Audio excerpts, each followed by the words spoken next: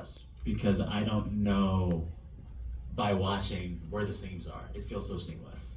Well, I mean, this episode 7 and 8 of this season. I mean, it's 2 weeks of work for us to put that scene together. Yeah. Of course, it's the exteriors. There's also the Freeside people inside. That whole strip was giving me nostalgia. I have to tell you because I didn't know these people when they made Westworld, but that strip was very familiar. Whenever you were behind the buildings or inside of them, I was like, wait, have I been here before?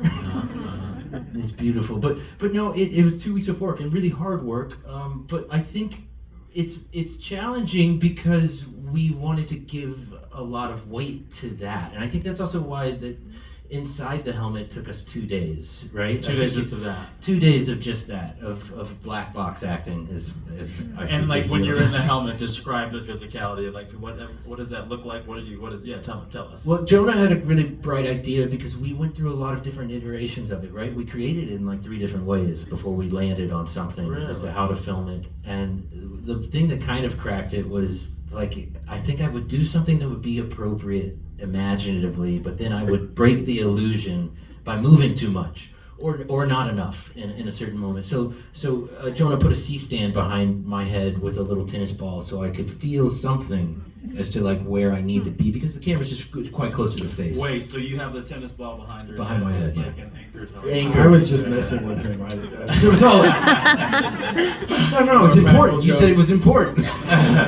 What was the hardest part of pulling off that work that we watched on screen? Was it like maintaining your balance with the tennis ball behind you or something else? No, I think it's more about what that illusion is, but also you're juggling not just the technical illusion that we have to portray, but we're also juggling the emotional illusion that we have to portray. Yeah. And I think that's everything from like joy. Joy is a rarity for Maximus in this world.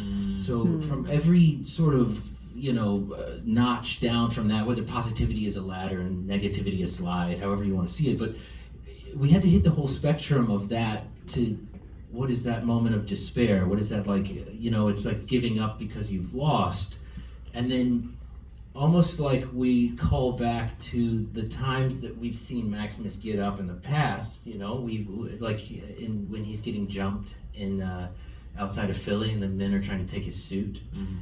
There's been something always making him get up. What was that one superpower that was making him get up? And it was whatever that core was, that beyond his family, but that society that he lived in. It's something that is actually quite similar to, I think, how we all are raised. But that thing that he's been talking to gets revealed again to us, and then he decides, well, I'll just do my best, right? Like, so we had to really juggle that illusion as well. And I think that's what made it a really challenging undertaking for this 7 and 8 for this season for Maximus. But yeah, that suit is always complicated technically, but also it's a real thrill to see what Ali, our incredible editor, and Howard, the whole team, legacy, and what they've done with these suits and Death Claws. It's always just amazing to see it all put together. In the end, it really takes every single one of us to do it. Yeah. Did you get to get